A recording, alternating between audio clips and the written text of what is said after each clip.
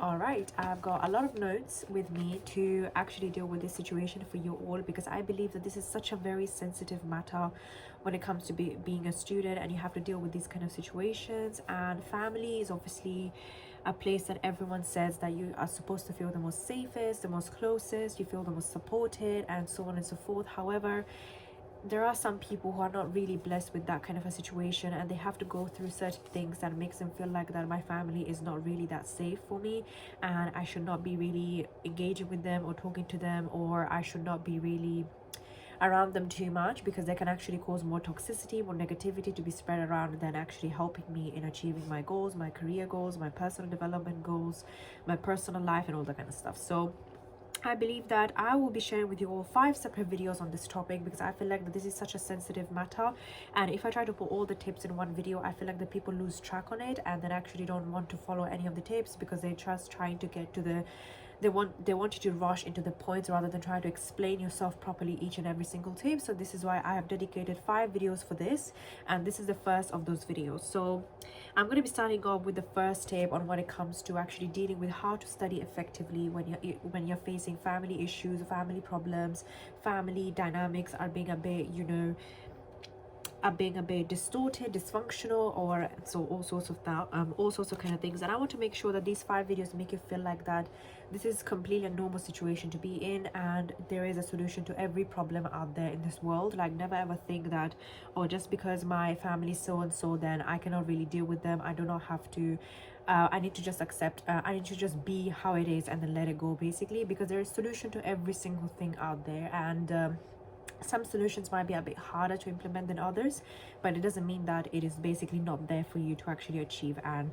basically get it. So I'm going to be starting off with the first tip that I believe that this is very important tip when it comes to dealing with these kind of situations, and that is that go to a local library or a public library or university library or anything like that when you see that your parents are in a fighting mode, or there's some tension going on at home, or there's some stress building up at home. Then definitely take this step to actually make the necessary changes to the environment that you're actually in, to be able to study more effectively with high concentration level and energy levels as well, and that you're not going to be distracted all the way and thinking that what's happening to my mom, what's happening to my dad, and they're going to get into a fight and all that kind of stuff. Because I believe that the more you focus on that, the more you're wasting your time on actually improving yourself and studying for the exams that you have coming up, or the mocks you have coming up, or the practice test, or whatever that might be. You need to make sure that you are taking yourself very seriously, basically, and try to make sure that you change your environment as quickly as possible as soon as you realize some symptoms of,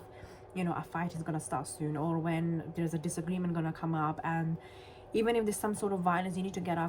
out of that situation as quickly as possible. And hence why I highly recommend, if you are a, let's say, a GCSE A-level student, that to go a public library or a local library that might be next to your house. Even if you have to travel 10-15 minutes by bus to get there, is absolutely fine and worthwhile, because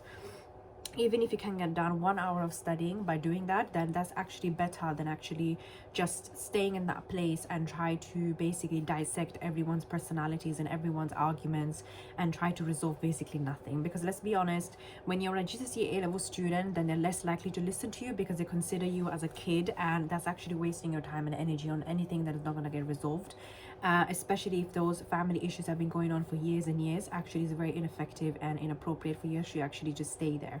And the number 2 thing that I would say about this tip is that if you're a university student, this should be pretty easy for you, because there's so many libraries out there at each and every single university out there in the world. So there are many different kinds of libraries. There is a quiet library, study library, there is a group study library. There are so many different kinds of libraries for you actually to choose from. So I highly recommend for you to make sure that you are going to the library as soon as you see any kind of a symptom of anything like a fight or anything like that going on in your house. And I believe that would actually save your grades.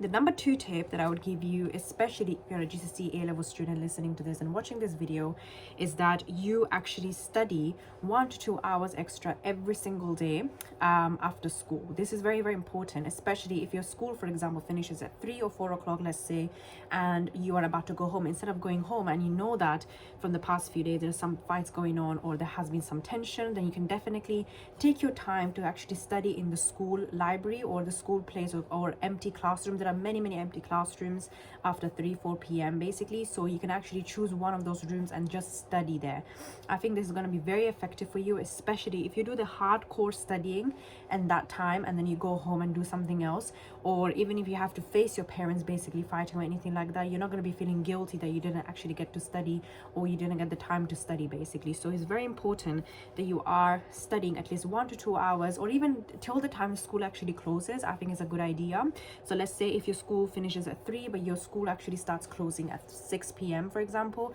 then you can study literally 3 hours. Can you see how much you can actually be more effective, especially if your house is literally next to the school? I don't see any other reason why you should not be doing this. And even if you're not facing any kind of family issues or problems, then you should be doing that anyway, because this is going to be like a form of a study bubble for you to actually build up after school, and you can actually do that very well as well.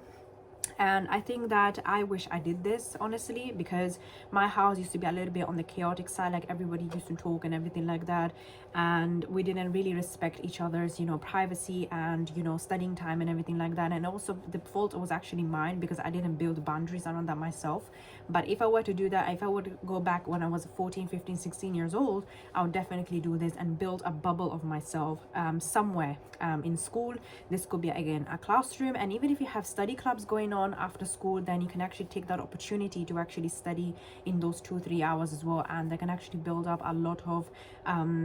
knowledge, a lot of revision for yourself as well. So that will be the second tip. And the third tip that I'll be giving you all is something that is mostly mindset shift or mindset trick that you can actually build yourself if you're facing any kind of situations where you have to study with family issues and problems going on. And that is just stop shifting the blame to your relevant family members. And for example, if you're a kid, if you're a teenager for example, and you're 14 years old and you're constantly blaming your parents for the problems that are basically going on in your household, or you're constantly blaming your siblings, maybe because your siblings are very annoying or all that kind of stuff, then this is actually not helping you. You need to take a personal responsibility on all the things that you want to achieve, because at the end of the day, your results are going to be yours and not theirs. So you need to take the necessary steps and bold, savage steps to be able to actually deal with this kind of situations. You do not want to be blaming them forever and then don't take any actions at all, because that doesn't really help you in the long run. And if you're going to be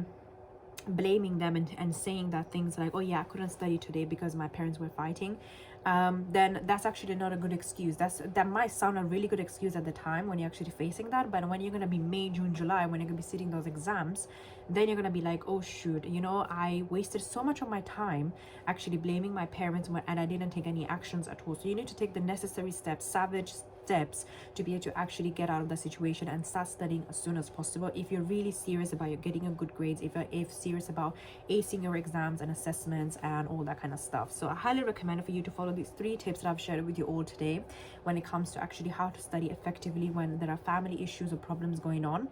And I believe that another thing that can definitely help in this kind of situations is using your past papers very effectively. And you can do that by using my productive past paper planner with 30 amplified affirmations, which is a cool product that I've developed myself. After 20 years of experience being a student, I've developed what it takes to actually use past papers effectively, which I feel like the students do not want to use at all anymore because of how hard it is to use anyway. And at the same time, I feel like that if you do that, then you can achieve a lot of good grades. And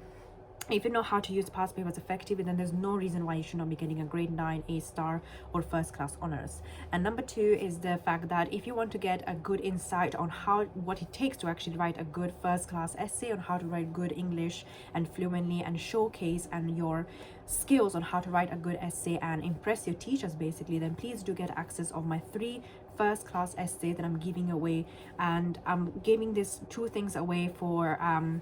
by emailing me on farzanaslaw@gmail.com. There's a price to pay definitely, because I believe that if you pay for something and you're using it, then you're more likely to invest on yourself, even if you rather than if you get it for free, basically what I'm trying to say. So it's very important that you get these 2 things to succeed in your academic life as soon as possible, which are the productive past paper planner with 30 amplified affirmations, and also the 3 first class essays that I basically developed myself in my 3rd year of my law LLB degree that I basically completed. and I achieved a first class for each of them. So I'm really proud of that, and I feel very, very blessed to be able to have achieved that, because now I can use that to actually help other students achieve the same thing basically. So yeah, I hope